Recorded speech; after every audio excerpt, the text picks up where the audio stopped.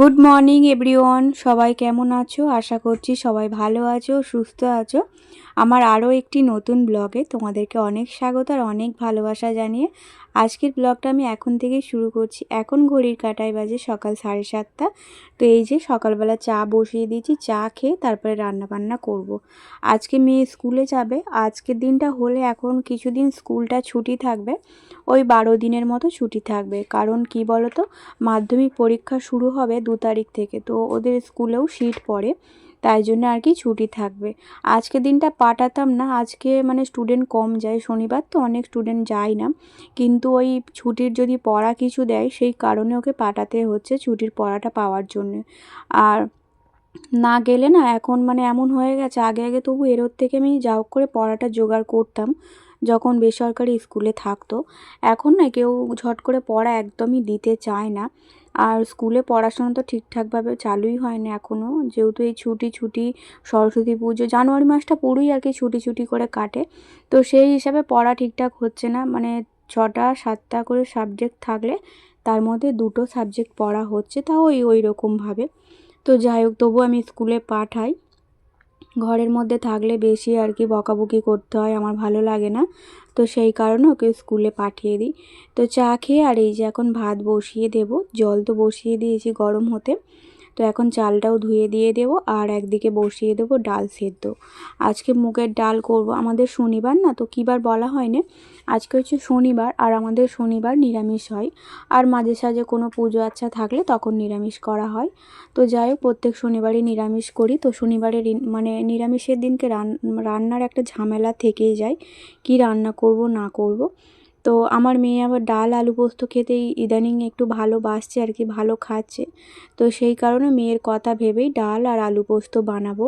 তো আরও কিছু বানালে ভালো হতো, সবজি অনেক ছিল কিন্তু আমার সময় নেই। এমনিতেও আজকে লেট করে উঠিনি, একই সময় উঠেছি, কিন্তু কেন জানি না আজকে কাজে অনেক লেট হয়ে গেছে। তো মেয়ের রান্নাবান্না মানে মেয়ে তো আজকে খেয়ে যাবে না, সেই কারণে আর কি ওইরকমভাবে আর কি আস্তে আস্তে করতে করতে অনেকটা লেট হয়ে গেছে। মেয়ে খেয়ে স্কুলে যাবে না বলতে, ও তো 1:30টার দিকে স্কুল ছুটি হয়ে যাবে। বাড়িতে এসে আর কি দুজনে আর কি ভাত খাবো, তাই মেয়েকে আর খাইয়ে পাঠাবো না। আর একটা ছোটো মতো থালা দিয়ে দেবো। কেন বলো তো, আজকে ওদের স্কুলে খিচুড়ি হবে, আর আমার মেয়ে আগাগোড়াতে খিচুড়ি খেতে খুব ভালোবাসে। তো আজকে বলছিল খাবো না, টিফিন দিয়ে দাও।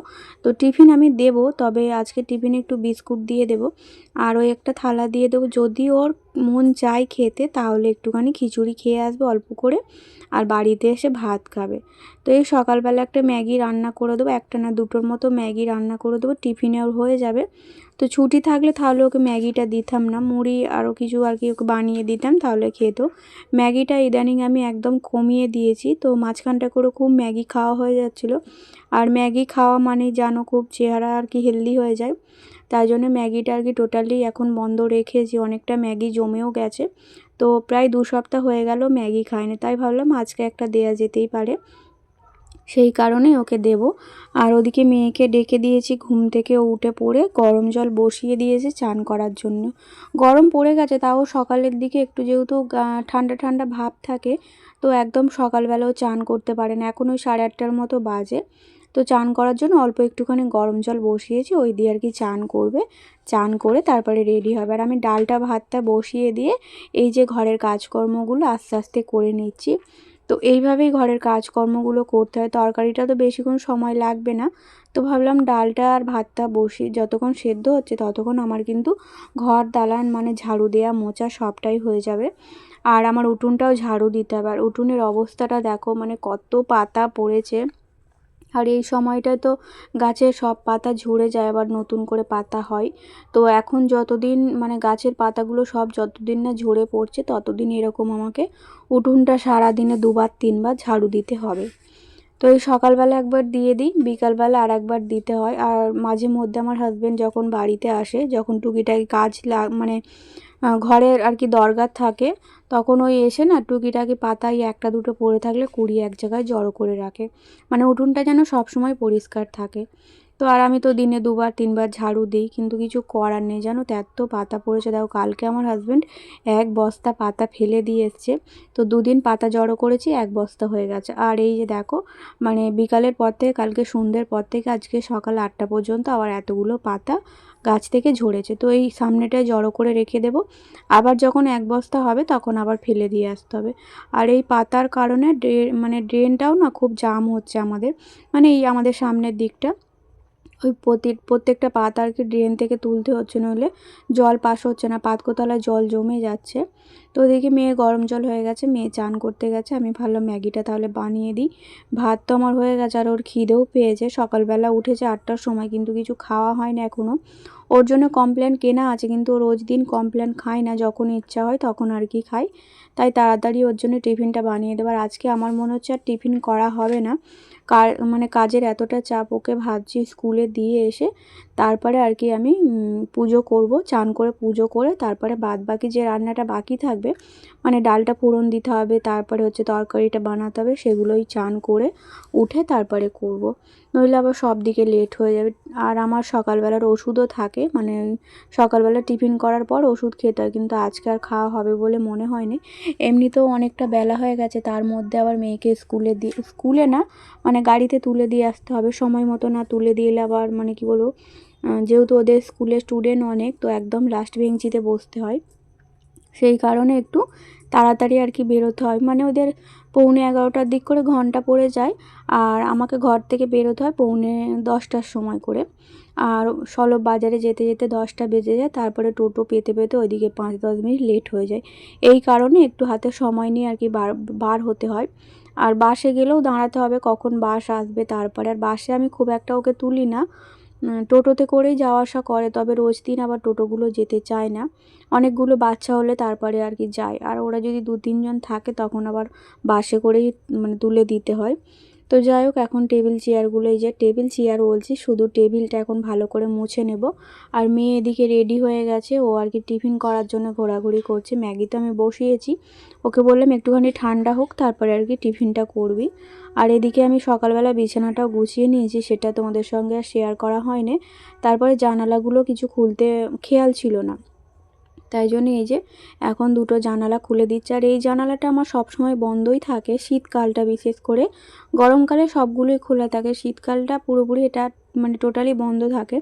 যেহেতু এখন একটু গরম গরম ভাব পড়েছে, মানে শীতটা একটু কম হয়েছে, তো সেই কারণে আর কি এদিকে জানালাটাও এই 2-1 দিন হলো খুলছি, নইলে শীতকালেই বন্ধ থাকে। আর বাইরের দিকের জানালাটা সকালের দিকটা খুলে রাখি, আর দুপুরের পর থেকে বন্ধ করে দিই। আর খুব মশা ঢোকে জানো তো, একদম বাড়ির পাশ দিয়ে, মানে আমাদের পেছন দিকে একদম গা ঘেঁষে আর কি ড্রেন করা আছে, তো সেই ড্রেনের কারণে না আমাদের ঘরের মধ্যে প্রচুর মশা ঢোকে।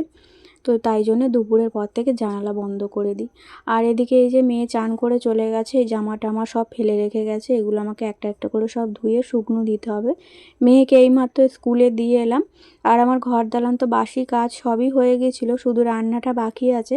তবে এই টুকিটাকি যে কাজগুলো আছে এগুলো করে নিয়ে চান করে পুজো করে তারপরে রান্নাটা করব। সকালবেলা ঘুম থেকে উঠেই আগে আমি বাসি নাইটিটা চেঞ্জ করি, কিন্তু চেঞ্জ করেই দড়িতে ঝুলিয়ে রেখে দিই, ধোয়া হয় না।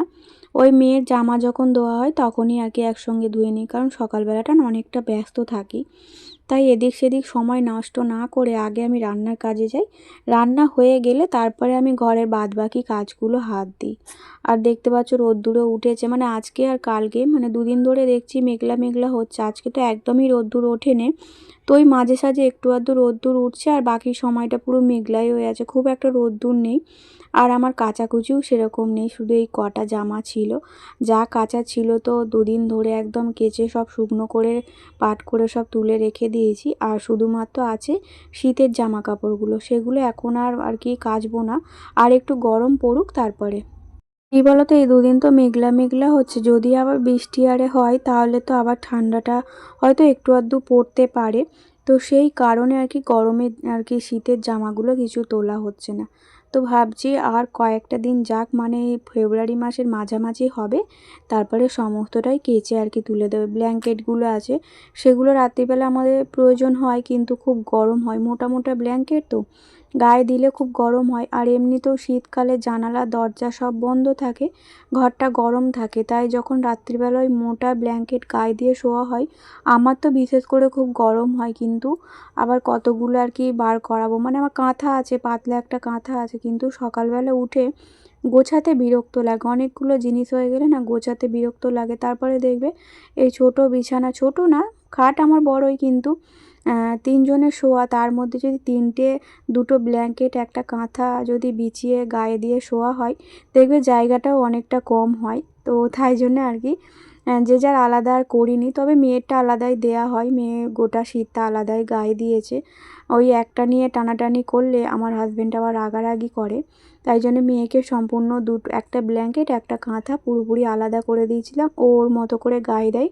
তবে রাত্রিবেলা যখন ও ঘুমোয় তখন ওর কোনো মানে থাকে না, ওই চাদর খুলে দিয়েই দেখবো সারা রাত ঘুম হচ্ছে। মাঝে মধ্যে আমাকে 5বার 6বার করে উঠে উঠে ওর গায়ে কাঁথা চাপা দিতে হয়।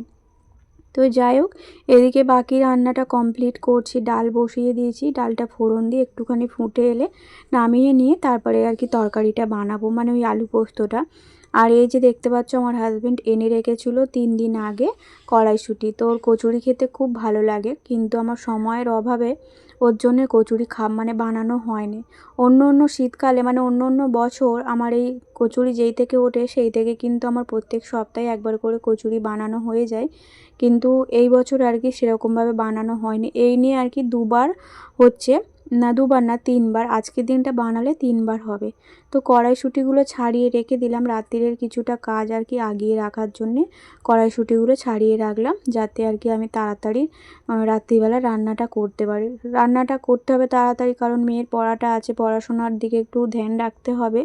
তারপরে আমার ভিডিওর অনেক কাজ থাকে, এখন তো তবু একটু কাজের চাপটা কম আছে, যেহেতু আমি আমার কাজটা করছি না, মানে জরির কাজ করছি না।